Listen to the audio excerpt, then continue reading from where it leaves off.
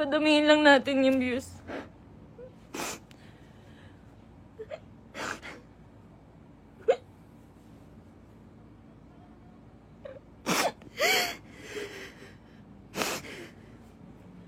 Magsasalita na po ako.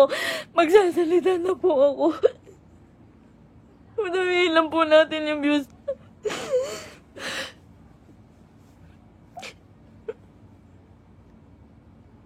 Magsasalita na po ako. Pipilitin ko pong isa-isahin. Pipilitin ko kahit gano'ng katagal tong live na to. Iisa-istain ko po ang panggagago sa akin ni Merc. Ni Christian Merc Gray.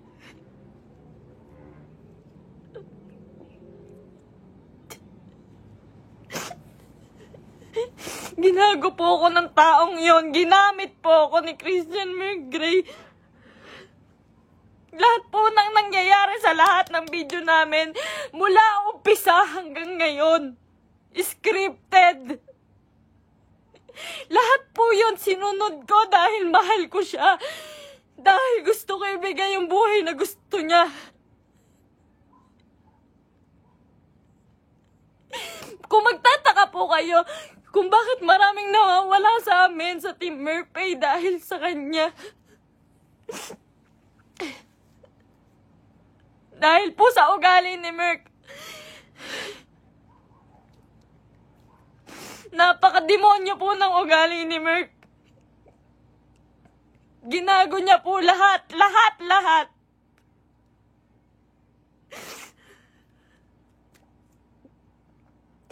Ito po. Ito na. Umpisa ko na po. Alam niyo po, nag-umpisa kami sa... Nung galing po siya sa Brusco. Galing po si Merc sa Brusco. Hindi po ako yung dahilan ba't siya nawala doon. Ayaw niya pong mabawasan yung perang kikitain niya dahil po alam niyang malaki. Siya po ang pinakamalaking may kita sa Brusco. Siya po ang may pinakamalaking kita. Yung ibabawas na 5% doon, sa pera ni Merc siguro mababawas doon 16,000.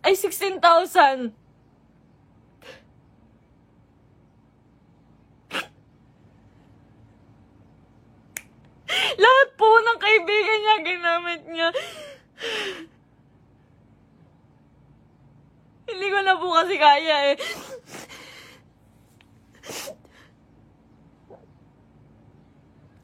Sobra po yung ginawa ni Merc. Sobra. Hindi ko na po kaya. Pasensya na po kayo.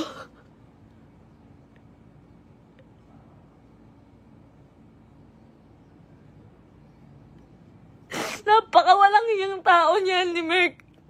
Lahat po ginago niya, pamilya ko. Lahat po ng tao sa paligid niya, ginamit niya po. Scripted po lahat ng nangyayari. Sinusunod ko po siya. Kung makikita niyo po, lahat po ng video namin, puro bastos dahil po yun sa kanya. Ayoko po nun, walang may gusto nun. Kayo na pong bahala kung maniniwala kayo ngayon. Wala pong may gusto nun. Lahat po binigay ko sa taong yun.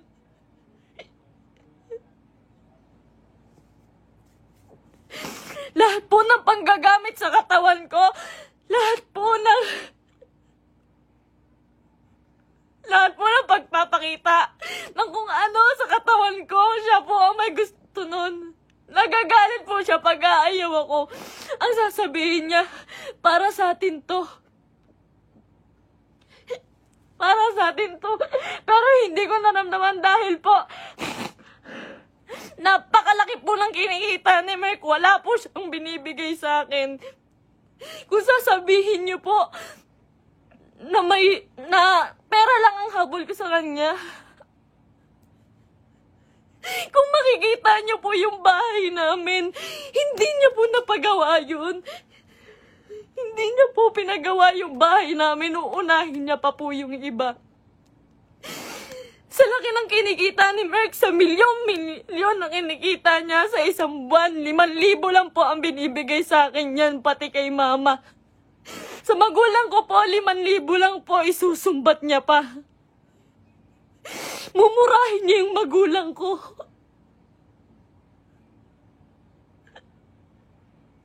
Sasabihin niya, manang-mana ka sa magulang mo.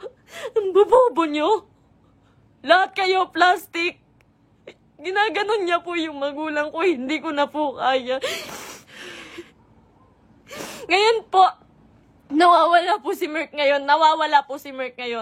Lahat po ng nangyari, scripted po. Scripted. Tinatago po ako ni Merk. Tinatago niya po ako. Hindi niya po ako pinapalabas. Ayoko na po. Ayoko na talaga. Ayoko na po talaga. Ayoko na po.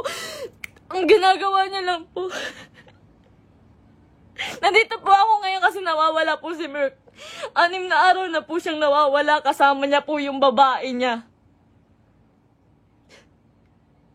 Yun dun po sa... Si Pam doon sa video na bago makaganda.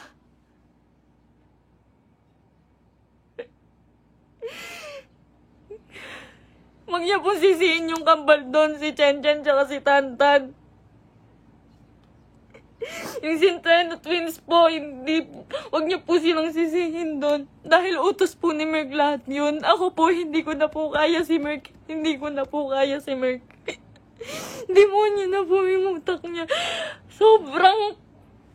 Sobrang bukang pera ni Merk. Lahat ng tao ginagago niya.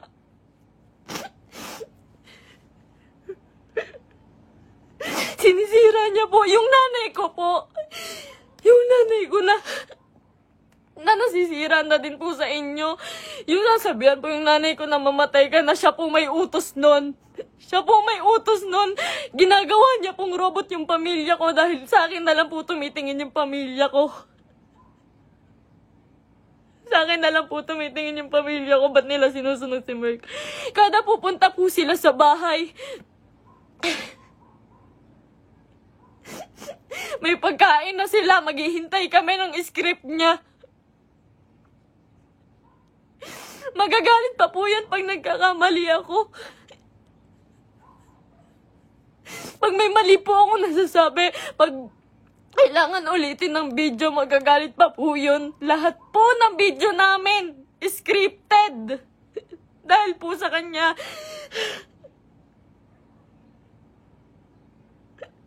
Sobrang abusado. May babae po si Merk ngayon. Yung babae nga, yung Pam po. Grabe, Merk. Pinatulan niya pa. May anak na po yun. May anak na. Sabi niya. Sabi ko nun, Mahal, baka naman papatulan mo yan. Baka naman totoohanin mo. Ang sabi niya nun, hindi. Kamukha yan ng ex ko. Hindi ako papatol dyan. Ginagago niya yung babae sa akin. Sinisira niya. Sabi niya, tanginang mukha yan. Papatulan ko ba yan? May anak na.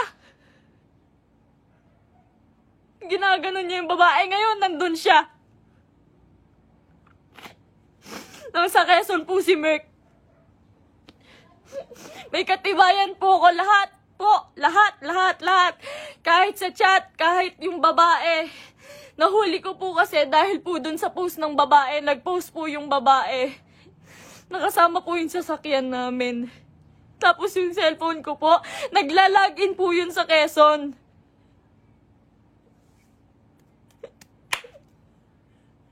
Lahat po ginawa ko kay Merk. Pasensya na po kayo. Ako po mismo humihingi ng pasensya dahil po kinonsinti ko siya. Mahal ko lang po talaga. Ngayon lang ako natauhan. Sobrang dami kong kaibigang nilayuan. Pamilya dahil ayaw nila ng video namin ni Merk. Sobrang dami ko pong nilayuan. Wala po akong kaibigan ngayon. Wala po akong kahit sino ngayon. Dahil kay Merk, dahil iniingatan ko po siya.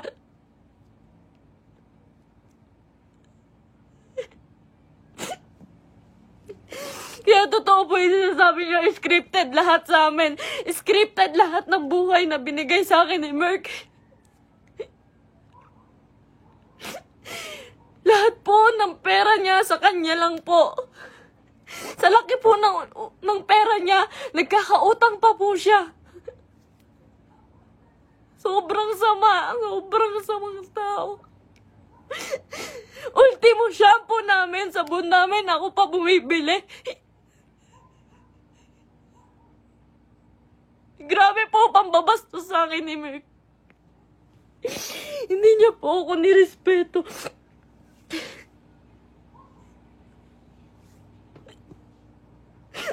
Nawalan po ako ng kaibigan dahil sa kanya. Huwag niya po sisihin lahat po ng taong nakapaligid kay Merk. Dahil po lahat yun inuutusan niya. Sobrang bossy. Hindi niya naman po pinapalamon.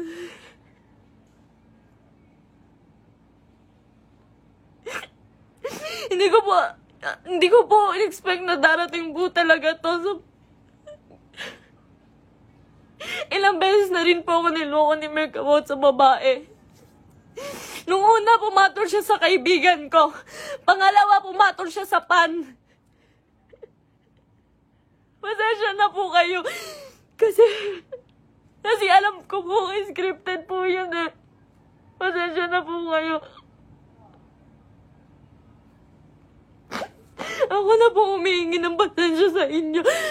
Ginawa ko lang po yun kasi sobra po akong nagmahal. Bago po namin makuha si Asurada, ang inuulam po namin araw-araw, itlog at tuyo araw-araw para makuha niya lang yung sasakyan niya. Lahat po ng meron siya ngayon, sa kanya po nakapangalan. Pati yung bangko po, sa kanya po.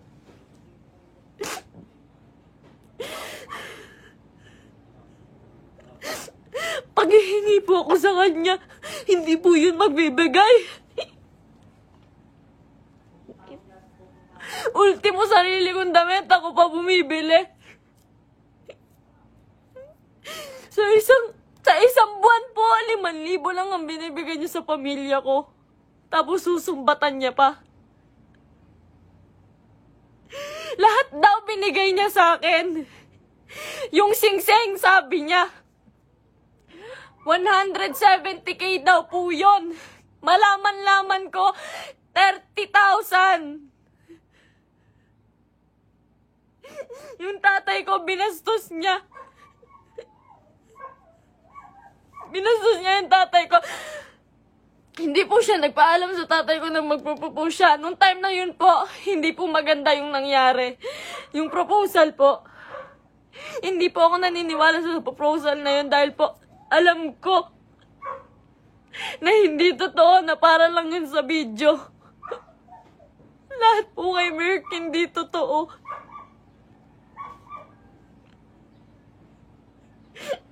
Yung buhay niya, yung pagkatao niya, yung buhay na binigay niya sa akin, hindi po yun totoo.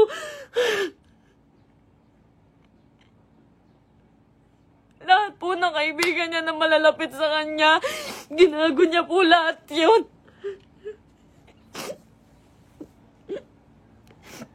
May nakakita po sa kanila dito sa Naik.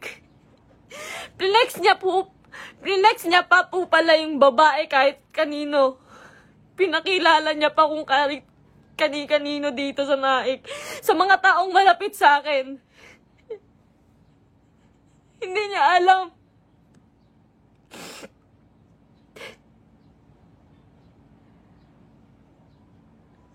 Grabe po yung ginawa sa akin. 3 years. 3 years po akong nagtiyaga. Isang buwan po akong nakakulong. Isang buwan po akong nakakulong sa kwarto. Kinukulong niya po ako kasi bawal daw po ako makita ng kahit sino ng kapitbahay. Nandito lang po ako pag uuwi po ako sa Antipolo. Madaling araw niya po ako iuuwi doon para walang makakita sa akin.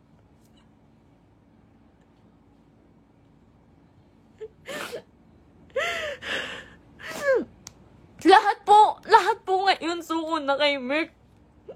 Nung isang araw po nasa ospital ako kasi nagtake po ako ng anxiety. Sobrang depressed na po. Sobrang depressed na po. Hindi niya alam yun. Hindi niya alam na naghahanap ako sa kanya. Kahit saan naghanap po ako. Naghahanap ko siya eh. Kasi mahal ko po siya eh.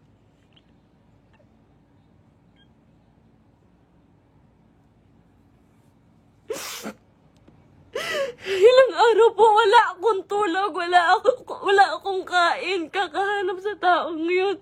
Tapos malaman ko na kasama niya yung babae. Huwag niyo pong sisisihin yung mga tao sa paligid niya dahil siya po ang naggawa nitong gulong to. Huwag niyo sisisihin si Kuya Mark, yung Centennial Twins. Kahit sino. Siya po ang gumawa nito. Sobrang boss po ni Merk. Sobrang pa-boss po. Sa lahat po ng video, kung makikita niyo po, lantad na lantad yung suso ko para lang mapanood ng mga tao.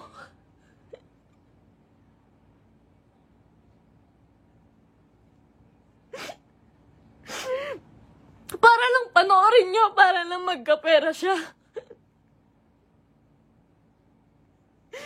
Lahat po ng taong nawala po sa amin, hindi ko po masisisi. Eterners TV, Brusco, Arnold, Tatay Onin. Marami pa pong nawala sa aming mga kaibigan dahil po sa kanya. Dahil hindi po nila kaya. Hindi po nila kinakaya si Merk. Nagmahal lang po ako. Pasensya na po. Pag mag-short film po kami, magkamali lang po ako ng unti. Tangina naman, mahal. Galingan mo naman.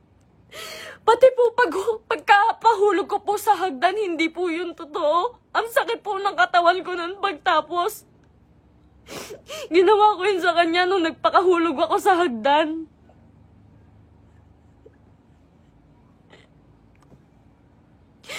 May mga pasa po ko lagi pag may nangyayaring hindi magandang prank. Lagi po ako nagkakasugat, nagkakapasa dahil po sa ginagawa namin.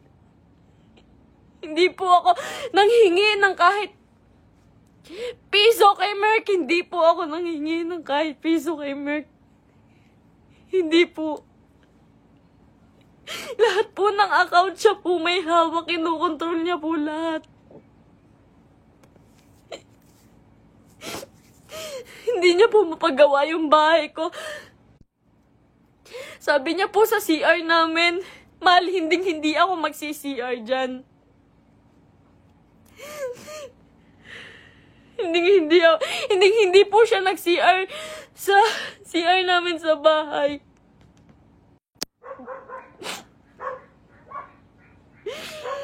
Pero hindi niya po yun mapagawa. Tinitiis niya po yun. Kayo na pong bahala kahit hindi na po kayo maniwala.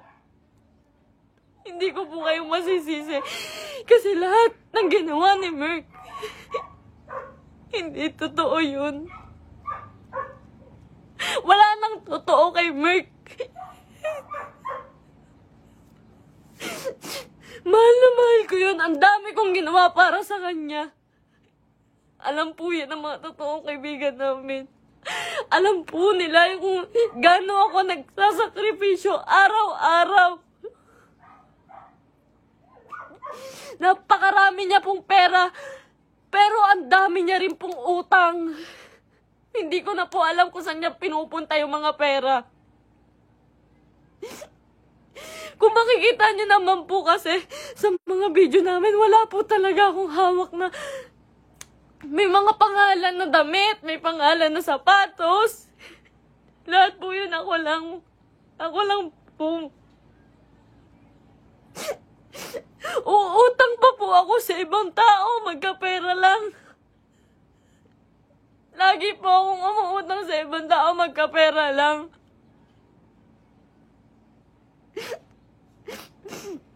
Ayun po, hindi ko na po kaya. Hindi ko na rin po talaga kinaya. Wala pa po akong tulog kain. Na-hospital pa po ako. Hindi po ako nagmamakaawa sa inyo. Wag po kayong maaawa sa akin. Gusto ko lang naman po sabihin sa inyo yung totoo. Kasi ayoko na pong may mga taong masaktan. Ayoko na pong... Hindi ko po kasi talaga kaya yung mga bash. Hindi ko po yun kaya. Nag-aaral po ako noon. Pinatigil niya po ako sa pag-aaral para lang po sa video. Yung pangarap niya po yung sinunod namin eh. Yung pangarap niya, tinabi ko na po yung pangarap ko.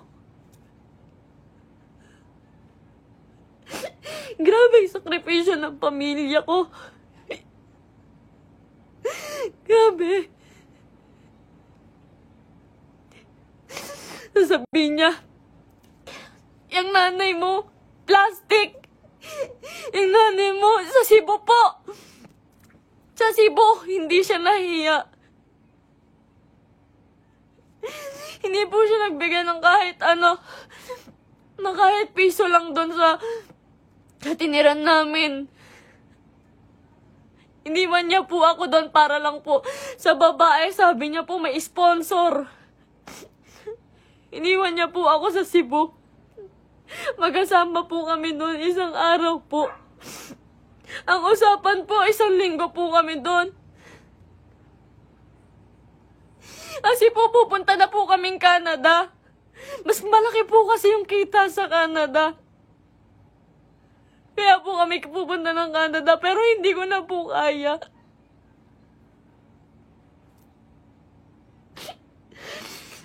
Ganito, ngayon, fiancé niya pa lang po ako, pero grabe na po yung ginagawa niya sa akin. Sobrang mukhang pera ni Merk.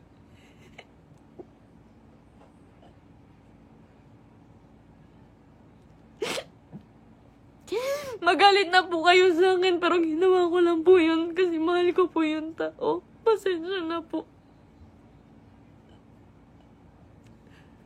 Pasensya na po.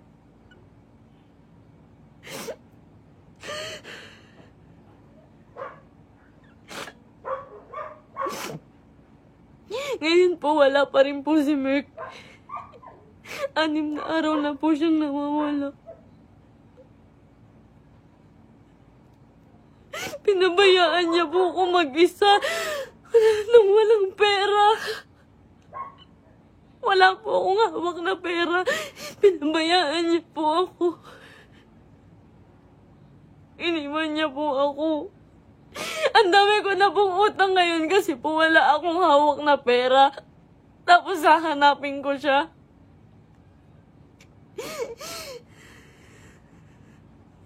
Masakit po kasi lalo eh. Fiancé na po kasi ako eh.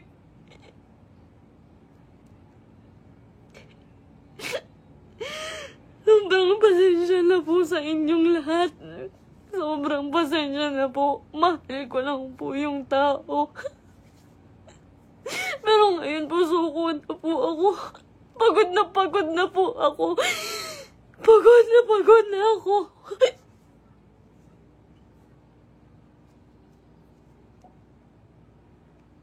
Pasensya na po.